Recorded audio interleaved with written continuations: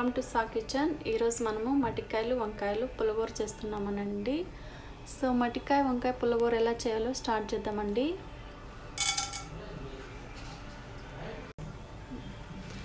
First కొంచెం తాలింపు పెడుతున్నానండి.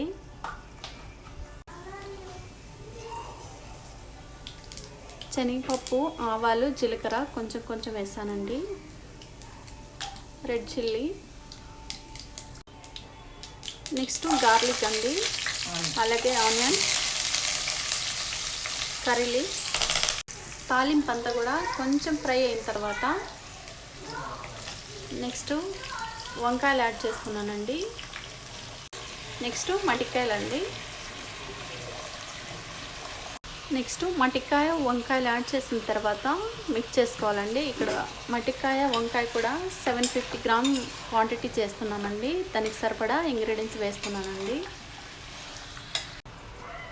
నెక్స్ట్ టేస్ట్కి సరిపడా సాల్ట్ అండి. నెక్స్ట్ పసుపు అండి. నెక్స్ట్ పసుపు ఉప్పు వేసిన తర్వాత అవన్నీ కూడా బాగా కలిసేటట్టు మిక్స్ చేసుకోవాలండి. మిక్స్ చేసుకున్న తర్వాత నెక్స్ట్ గ్రీన్ చిల్లీ అండి.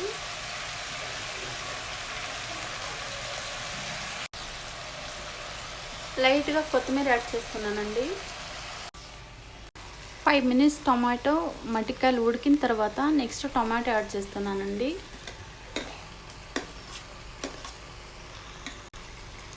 నెక్స్ట్ చింతపండు అండి. నెక్స్ట్ కవర్ పెట్టుకొని కుక్ చేసుకోవాలండి సిమ్లో. నెక్స్ట్ కవర్ తీసుకున్న తర్వాత మటికాయ వంకాయ అంతా కూడా బాగా కలిసేటట్టు మిక్స్ చేసుకోవాలండి. ఆల్రెడీ కుక్ అయిపోయింది. తర్వాత నెక్స్ట్ మ్యాషనర్ తీసుకొని పులిహోర అంతా కూడా ఇలా మ్యాచ్ చేసుకోవాలండి.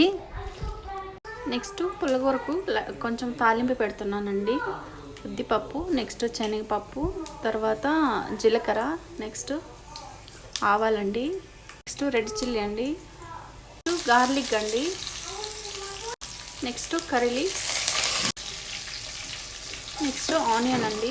నెక్స్ట్ తాలింపు అంతా కూడా గోల్డ్ కలర్లోకి వచ్చేంత వరకు ఫ్రై చేసుకోవాలండి.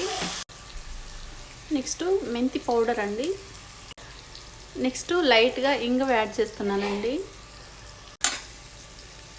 నెక్స్ట్ కొత్తిమీర అండి.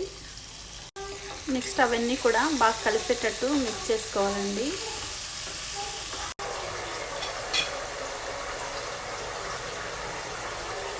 నెక్స్ట్ ఇప్పుడు పులిహోర అంతా యాడ్ చేస్తున్నానండి.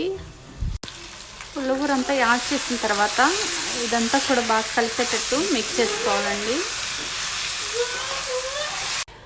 నెక్స్ట్ తాలింపు పెట్టిన తర్వాత జస్ట్ ఒక 1 మినిట్ ఫ్రై చేసుకుంటే సరిపోతుందండి. సో మటికాయ వంకాయ పులిహోర రెడీ అండి. ఒకసారి మీరు కూడా ట్రై చేసి మీకు ఎలా వచ్చిందో కామెంట్ సెక్షన్లో కామెంట్ పెట్టండి. అలాగే ఈ వీడియో మీకు నచ్చినట్టయితే like, share, subscribe. Thanks for watching this video.